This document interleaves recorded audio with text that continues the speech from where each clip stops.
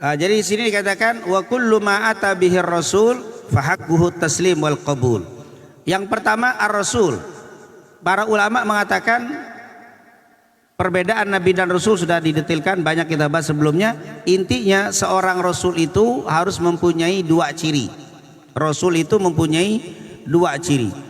Rasul tentunya sudah kita terjemahkan dulu, pembawa risalah, pembawa amanat, itu rasul. Kalau nabi pembawa berita dari an-nabi, an-naba, an-nab'u, sudah kita bahas kemarin sebelumnya. Sama-sama utusan Allah, nabi pembawa berita, rasul pembawa risalah. Tapi kedua-duanya adalah hamba pilihan Allah. Kedua-duanya menerima wahyu. Kedua-duanya baik nabi dan rasul wajib menyampaikan wahyu tersebut. Hanya perbedaannya, ada yang mengatakan kalau nabi mengikuti syariat yang dibawa rasul. Nabi tidak membawa syariat sendiri, rasul membawa syariat sendiri.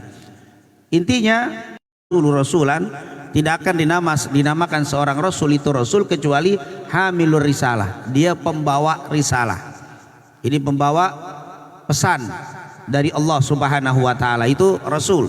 Sebagaimana Allah katakan, ya ayyuhar rasulu balligh ma unzila ilaika mir rabbik. Ya ayyuhar rasul, kata Allah, memang Allah Subhanahu wa taala selalu kalau manggil Nabi Muhammad tidak pernah memanggil ya Muhammad seperti nabi-nabi yang lain. Kalau Nabi Adam, Allah bilang ya Adam uskun anta wa zaujukal jannah wa kula minha ragadan haitsu syi'tuma wa la taqraba hadhihi syajarah fatakuna minadh dhalimin. Itu ya Adam, ya Ibrahim, ya Nuh dan seterusnya, ya Isa. Tapi Nabi Muhammad tidak pernah dipanggil ya Muhammad. Tidak ada dalam Al-Quran kata-kata ya Muhammad. Kalau nama Muhammad sendiri ada, tapi berupa berita Muhammadun Rasulullah walladzina ma'ahu asyidda 'alal kufar dan seterusnya. Muhammadun dikatakan wa ma Muhammadun aba ahadim mir rijalikum walakin Rasulullah wa khataman nabiyyin. Wa ma Muhammadun illa rasulun qad khalat min qablihi rasul. Nama-nama itu sebuah berita. Tapi kalau memanggil tidak pernah Allah memanggil ya Muhammad. Ini keistimewaan, salah satu keistimewaan Rasul sallallahu alaihi wasallam. Di dalam surat Al-Maidah ayat 67 ini dikatakan ya ayyuhar rasul, wahai rasul, balligh ma unzila ilaika mir rabbik, sampaikan apa yang telah diturunkan kepadamu dari Allah Subhanahu wa taala. Wa illam taf'al fama ballaghta risalatah. Kalau engkau tidak menyampaikan apa yang diperintahkan untuk disampaikan dari Allah Subhanahu wa taala, wallahu ya'simuka dan seterusnya. Intinya kalimat ya ayyuhar rasul balligh ma unzila ilaik berarti para nabi itu membawa apa? Para rasul itu membawa risalah dan diperintahkan untuk menyampaikan risalah tersebut kepada manusia. Itu ciri yang pertama. Jadi tidak disebutkan kata-kata rasul, pasti mengandung yang pertama pembawa risalah. Ini seperti dalam surat Al-Maidah ayat 67. Yang kedua, ciri rasul itu adalah qudwah, sebagai contoh fi dalam apa? Tadbiq ar-risalah, di dalam mempraktekkan risalah itu sendiri. Jadi ciri dua ini harus. Rasul itu pasti pembawa berita dan rasul itu pasti pembawa contoh. Sebagai contoh, sebagai qudwah hasanah di dalam mempraktekkan risalah ini. Jadi tidak ada, kalau kita lain ini. Ustadz menyampaikan kadang-kadang nggak mengamalkan. Menyampaikan saja. Fadzakir fa inna dzikratan faul mu'minin. Yang penting saya nyampaikan. Kadang-kadang saya sendiri apa? Tidak melakukan. Bapak Ibu awas, jangan marah, sabar, sabar. Tapi saya sendiri marah terus. Nah itu namanya bukan rasul. Sebenarnya kitanya harusnya mengamalkan apa yang kita sampaikan.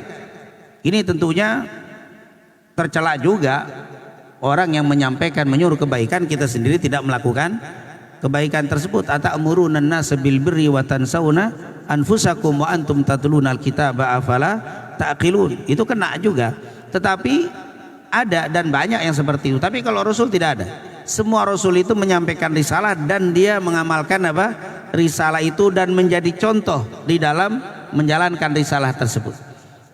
Bahkan kata para ulama, Rasul itu sebagai qudwah dan juga sebagai contoh di dalam mengamalkan ayat-ayat itu.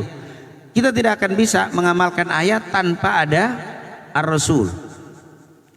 Di dalam Al-Quran, Al-Quran itu kan hanya perintah dan bentuknya garis besar. Adapun perincian dari perintah tersebut, cara melakukan perintah tersebut adanya di ar-rasul. Allah katakan dalam Al-Quran, wa aqimus shalah, dirikanlah salat, hafidhu ala salawati wa salatil wusta, jaga salat-salat 5 waktu, terutama salat asar dan seterusnya. Perintah salat kita cari tidak ada. Salat itu apa? Subuh 2 rakaat, duhur 4, asar, maghrib, isya dengan jumlah-jumlah tersebut tidak ada dalam Al-Quran. Siapa yang menerangkan ini? Rasul. Rasulullah fungsinya untuk menjelaskan subuh itu 2 rakaat. Tata cara sholat tidak ada dalam Al-Quran. Takbir pertama Allahu Akbar, baca Fatihah, ayat semua tidak ada dalam Al-Quran. Karena Al-Quran itu bukan perincian. Al-Quran itu hanya apa? Garis besar. Perintah sholat wajib dalam Al-Quran. Tata caranya kembali ke Rasul. Itulah fungsi Rasul. Jadi fungsi Rasul menyampaikan Al-Quran, risalah, perintah dari Allah, dan beliau juga yang apa? Mencontohkan sebagai suri toladan. Laqad kana lakum fi Rasulillahi uswatun hasanah, sebagaimana dalam surat Al-Ahzab ayat 21 ini. Laqad kana lakum fi Rasulillahi uswatun hasanah, di dalam diri Nabi Muhammad ada suri tauladan. Zakat, wa atuz zakat dalam Al-Quran. Tapi zakat dengan zakat perdagangan, zakat pertanian, zakat mal dengan 2,5%, dengan haul nisab tidak ada. Adanya di dalam perbuatan Rasul sallallahu alaihi wasallam. Oleh karena itu orang yang hidup dengan Al-Quran tidak akan selamat tanpa apa? Tanpa Rasul sallallahu alaihi wasallam. Makanya dikatakan oleh Al-Imam Az-Zarnuji dan juga kemudian Imam Sayyid Muhammad bin Al-Maliki ini, bahwa kullu ma ata bihir rasulu, maka setiap yang dibawa oleh Rasul sallallahu alaihi wasallam fa haqqut taslimu wal qabulu, maka wajib diterima dengan lapang hati, tidak boleh menerima dengan rasa berat hati, dan harus diterima. Kenapa? Karena tidak diterima tidak akan bisa mengamalkan syariat. Risalah, karena fungsi Rasul itu ada 2, pembawa risalah dan sebagai qudwah di dalam mempraktekkan risalah itu sendiri. Makanya itu adalah, ini luar biasa ditulis oleh al-muallif ini, kalimat kullu ma ata bihir rasul. Kenapa? Karena kalau tidak ada kalimat ini, walaupun antum mengamalkan Quran tidak akan pernah selamat. Dunia akhirat tidak mungkin. Karena Quran itu tidak bisa, itu adalah pembawa yang dibawa Rasul. Tapi prakteknya Rasul sallallahu alaihi wasallam. Oleh karena itu Aisyah pernah ditanya, wahai Aisyah, bagaimana sih akhlaknya Rasul sallallahu alaihi wasallam? Kana khuluquhul Quran. Akhlaknya adalah Al-Quran. Jadi Aisyah menerangkan, kalau mau lihat apa yang ada di dalam Al-Quran secara bergerak, secara visualnya adalah Rasul. Secara tulisannya adalah Quran, secara visualnya adalah Rasul sallallahu alaihi wasallam. Kalau kita hanya Quran tanpa ada Rasul, tidak mungkin bisa. Dan semua puasa dan semua syariat adanya kepada Rasul sallallahu alaihi wasallam. Ini adalah kana khuluquhul Quran. Kata Aisyah, sungguh akhlaknya Rasul itu adalah Al-Quran. Al-Quran yang berjalan, Al-Quran yang bergerak adalah Rasulullah sallallahu alaihi wasallam. Kemudian kalau kita boleh nanya, mengapa wajib menerima kullu ma ata bihir rasul fa haqqut taslimu wal qabul? Kenapa kita harus menerima semua yang dibawa oleh Rasul sallallahu alaihi wasallam? Iya, karena yang pertama ada perintah dari Allah Subhanahu wa taala. Ada perintah dari Allah untuk kita mengikuti apa yang dibawa oleh Nabi kita Nabi Muhammad sallallahu alaihi wasallam. Dalam surat Al-Hasyr di ayat yang ke-7, wa ma ataakumur rasulu fakhudhu. Wa ma ataakumur rasulu fakhudhu. Apa yang dibawa oleh Rasul fakhudhu, ambillah. Wa ma nahakum anhu, dan apa yang dilarang oleh Rasul sallallahu alaihi wasallam fantahu, maka tinggalkanlah. Berarti di sini kalimat kullu ma ata bihir rasul itu memang berdasarkan ayat-ayat Al-Quran. Kita diperintahkan untuk mengambil, menerima semua yang dibawa Nabi Muhammad sallallahu alaihi wasallam. Kullu dikatakan tadi semua. Oleh karena itu dalam surat Al-Hasyr ini, wa ma atakumur rasul fakhudhu, apa yang dibawa oleh Rasul ambil, kerjakan, jangan kita berat untuk melaksanakan tadi. Ini adalah dalil kalimat kenapa kita harus mengamalkan semua yang dibawa Rasul sallallahu alaihi wasallam. Yang kedua, kenapa kita harus mengamalkan apa yang dibawa oleh Nabi, menerima dan melaksanakannya. Ya, selain perintah dari Allah, yang kedua sebagai tanda keimanan kepada Allah Subhanahu wa taala. Kalau kita bilang saya beriman kepada Allah tapi tidak mengamalkan, tidak menerima apa yang dibawa oleh Rasul, belum. Ini adalah perintah langsung dalam Al-Qur'anul Karim di dalam surat An-Nisa ayat 65. Dikatakan di situ, "Fala wa rabbika la yu'minuna hatta yuhaqqimuka fi ma syajara bainahum. Tsumma la yajidu fi anfusihim haraja." Ini dikatakan tsumma la yajidu fi anfusihim haraja.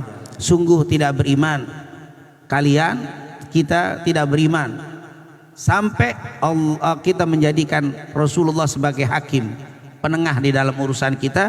Setelah ditetapkan bersama Nabi, tsumma la yajidu fi anfusihim haraja, dan di dalam dirinya tidak ada keberatan untuk menerima apa yang ditetapkan Nabi Muhammad sallallahu alaihi wasallam. Jadi tidak beriman kita dengan iman yang betul-betul beriman ini tidak dikatakan orang beriman kalau masih belum bisa menerima dengan hati yang bersih, dengan menerima dengan plong, tidak ada beban sama sekali.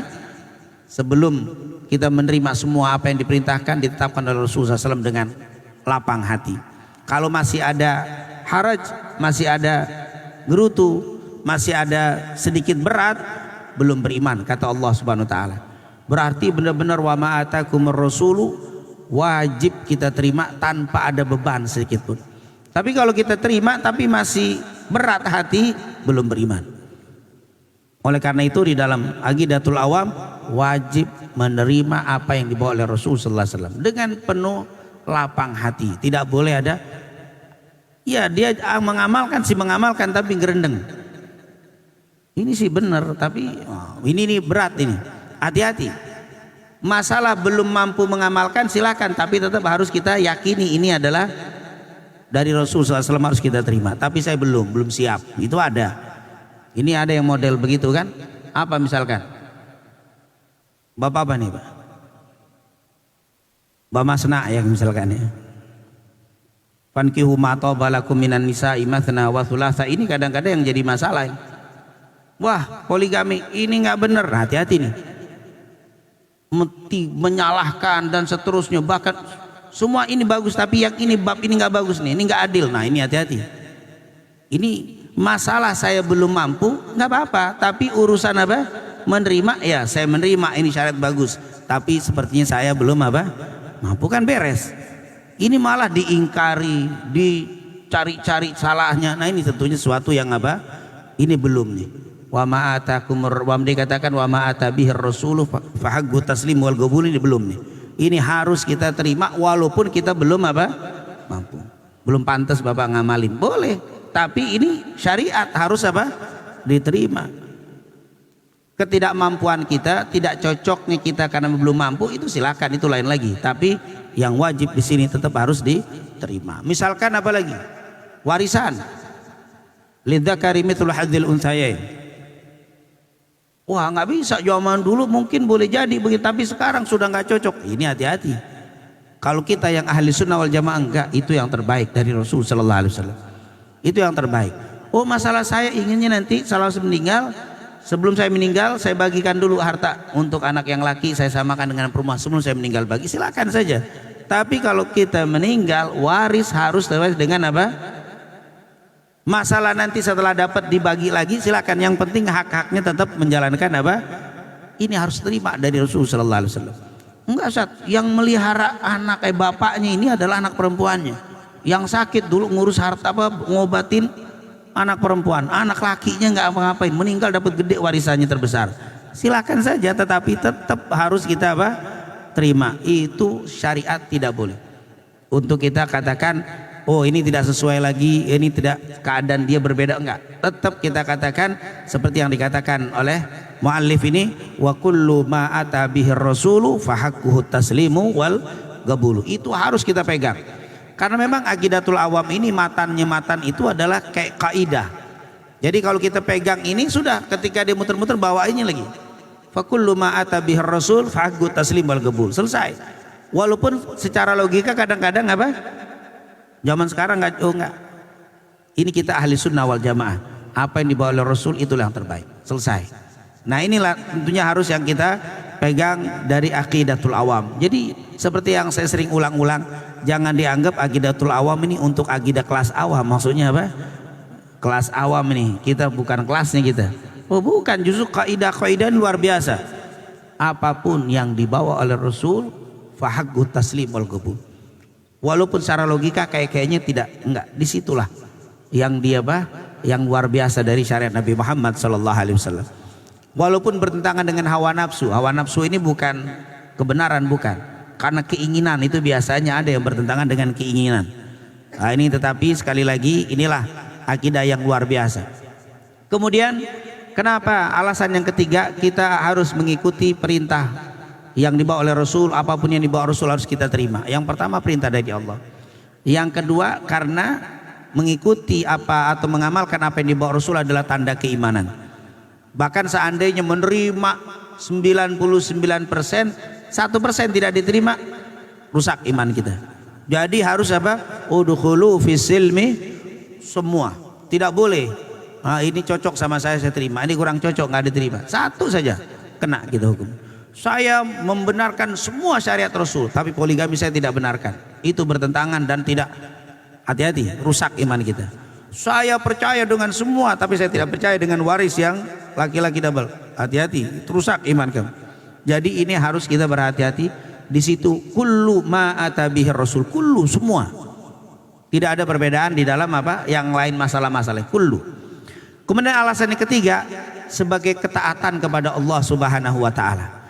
Sebagaimana sering kita dengar dalam surat An-Nisa ayat 80, may yuti'ir rasula faqad ata Allah. May yuti'ir rasul, siapa yang taat kepada Rasul faqad ata Allah, maka dia telah melakukan ketaatan kepada Allah Subhanahu wa taala. Kenapa kita mengamalkan menerima semua yang dari Rasul?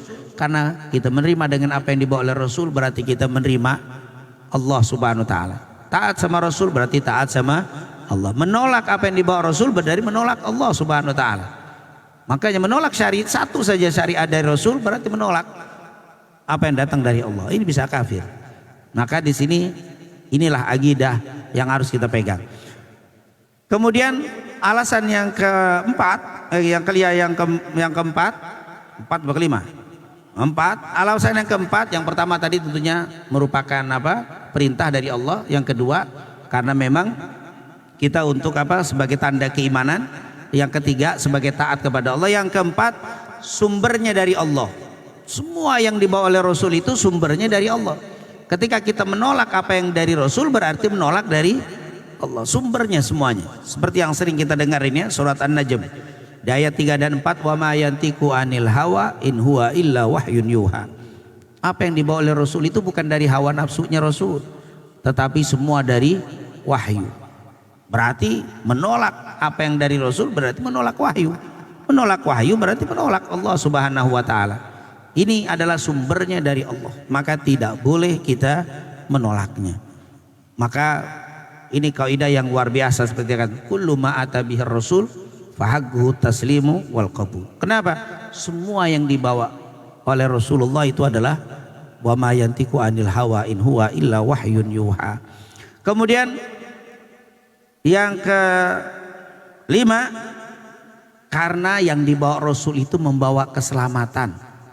Kalau mau selamat dunia akhirat ya bawa apa yang dibawa Rasul, terima.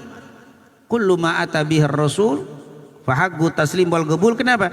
Karena semua yang dibawa Rasul adalah mengandung keselamatan dan kebahagiaan dunia wal akhirah. Kalau kita hanya membawa sebagian lalu kita tinggalkan sebagian, celaka kita. Celaka dunia wal akhirah. Nah, ini memang bicara akidah ini nggak boleh ditawar-tawar. Akidah, tauhid, keyakinan. Dan ini sekali lagi bicara keyakinan ya. Masalah mengamalkan itu beda. Nanti mengamalkan larinya ke fikih. Tapi keyakinan larinya ke akidah. Bapak kenapa nggak sholat? Karena sholat nggak wajib. Keyakinan tuh. Keyakinan dia. Kafir. Ini akidah nih. Tapi kenapa nggak sholat? Males. Oh ini bab begini. Bukan keyakinan lagi. dosa besar dia. Tapi kalau keyakinan ini tauhid, ini keyakinan. Jadi kalau bicara keyakinan bisa musyrik, bisa nggak musyrik, bisa kafir nggak kafir. Tapi kalau perbuatan figi jarang yang bikin kafir. Nggak jarang, kata ulama figi itu hampir nggak ada yang bikin kafir. Yang bikin kafir ini adalah apa? Tauhid. Ini contoh ekstrim ya, ekstrim. Ada orang datang ke kuburan, dia ngomong sama orang kuburan, "Pak, saya lagi ujian nih Pak." "Gimana nih Pak?" "Udah apa? Ngadu sama si kuburan." Ngomong dia.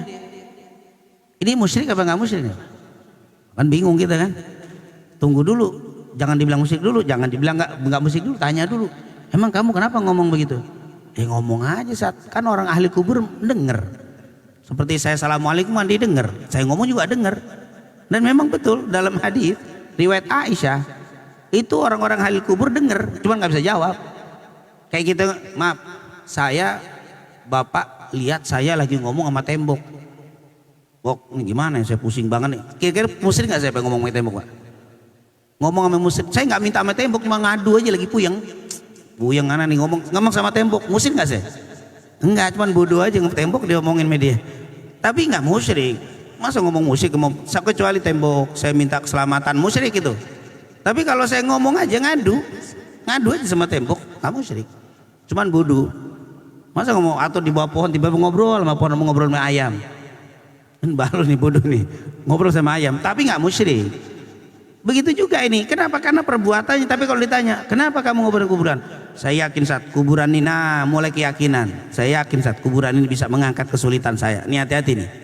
Musyrik ini udah mulai apa? Enggak, saya yakin nggak ada yang bisa memberikan manfaat. Cuma ngadu aja biar hilang puyeng, ngomong aja.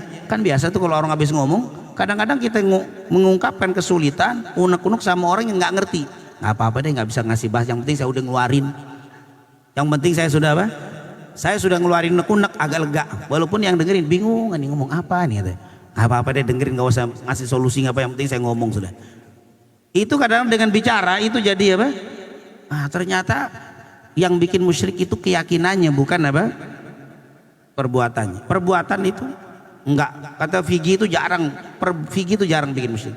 Kecuali sholat. Memang sholat itu ketika 3 kali 4 kali nggak sholat terus, ini nanti lama-lama masuk ke keyakinan, makanya nanti berkaitan dengan itu. Tapi kalau sekali atau bahkan dia sholat, "Pak, Anda sholat subuh." "Ya kenapa sholat subuh?" "Biar sehat aja." Itu nggak ada yang lain, nggak, ini bukan kewajiban, ini bukan wajib, cuman biar sehat. Udara pagi bagus dan seterusnya. Tapi ini bukan wajib, keyakinannya. Padahal sholat kafir deh, walaupun dia sholat, karena yakinnya apa? Jadi ini sekali lagi bicara keyakinan. Ini tauhid ini apa? Saya yakin bahwa semua syariat bagus, cuman bab itu saya belum bisa ngamalkan. Nggak apa-apa, itu nggak musyrik. Yang penting yakin dulu, karena memang ini bicara tentang akidah, bicara tentang keyakinan. Masalah mampu tidak mampu itu apa? Lain lagi, itu lain lagi. Itu babnya apa? Bab fikih nanti. Nah di sini keyakinan bahwa semua syariat Rasul itu kalau kita amalkan pasti membawa kebaikan dunia wal akhirah, membawa kebahagiaan dunia wal akhirah.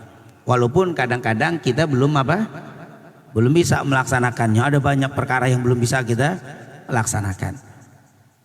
Tahajud, qiyamul lail, saya yakin orang yang menjalankan itu pasti akan.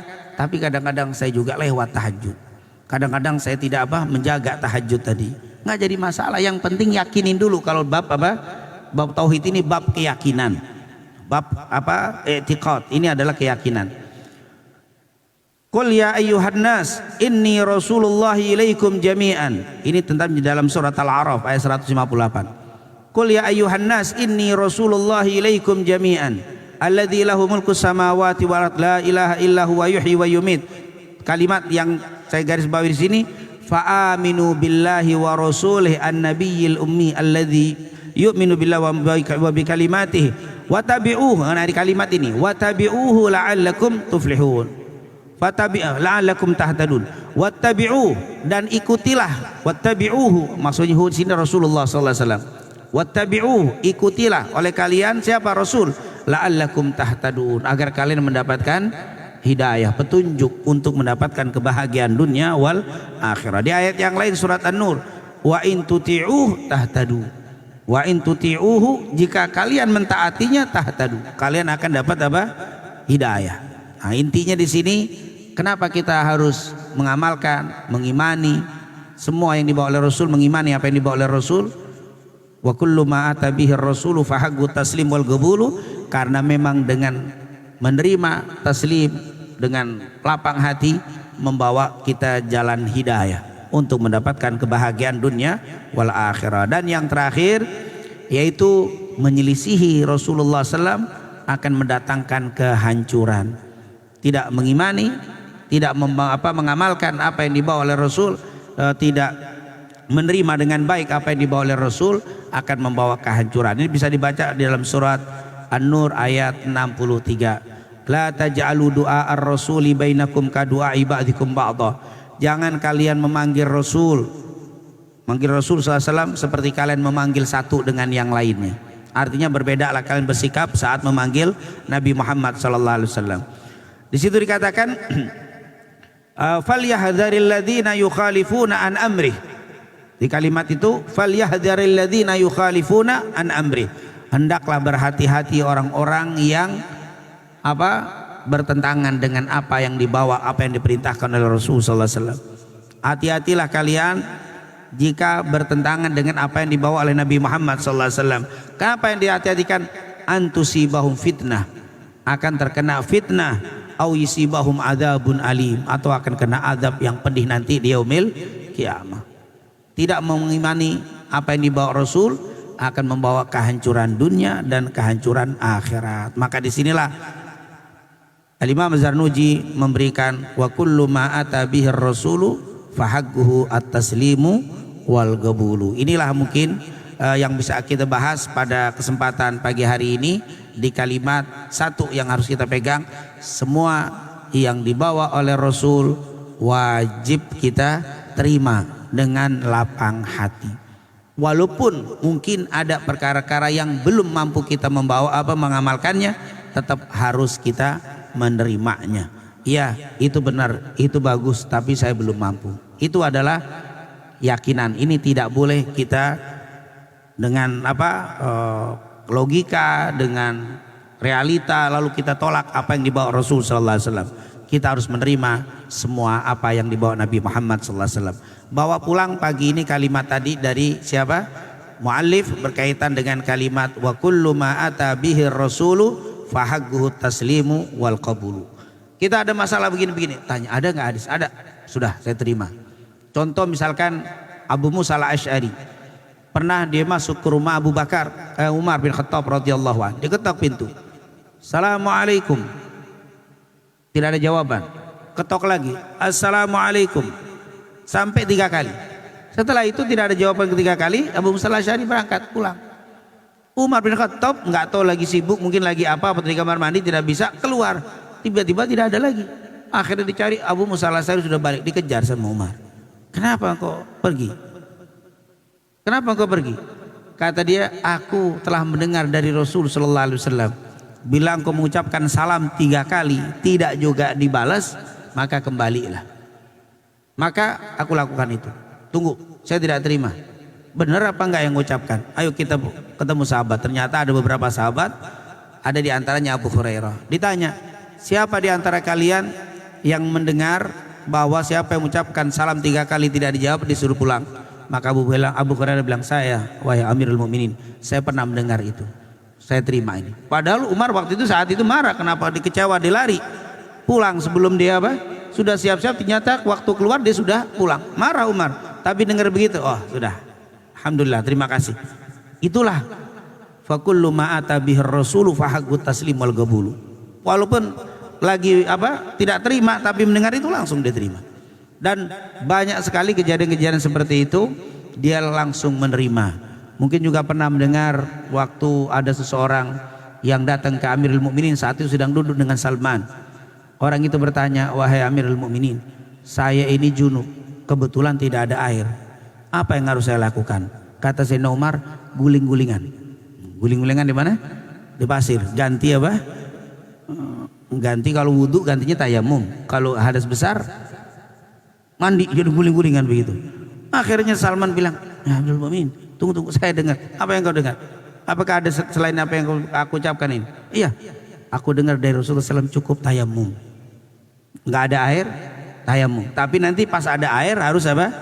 Harus mandi. Saat mau sholat subuh, jangan nggak sholat, tetap sholat. Bagaimana caranya? Tayamum, sholat. Kata Umar bin Khattab, kau dengar dari Rasul? Iya, aku terima itu. Selesai. Fakullu ma'ata bihir Rasul fahaghu taslim wal qabul. Sudah, itu fatwa hilang semuanya. Inilah apa yang dilakukan oleh para sahabat Nabi Muhammad. Itu sekelas sahabat yang super. Apalagi kelas kita masih ngotot juga mau apa? Mempertahankan pendapat padahal sudah ada dari Rasulullah SAW. Ahli sunnah enggak? Ahli sunnah punya kaidah wa kullu ma ata bihir rasulu fahaqqu taslim wal qabul. Selesai. Nah, inilah luar biasa insyaallah kaidah yang sangat singkat tapi bisa kita amalkan dan menjadi pegangan kita untuk menjaga akidah dan keyakinan kita semuanya. Amin ya rabbal alamin. Mungkin kalau ada yang bertanya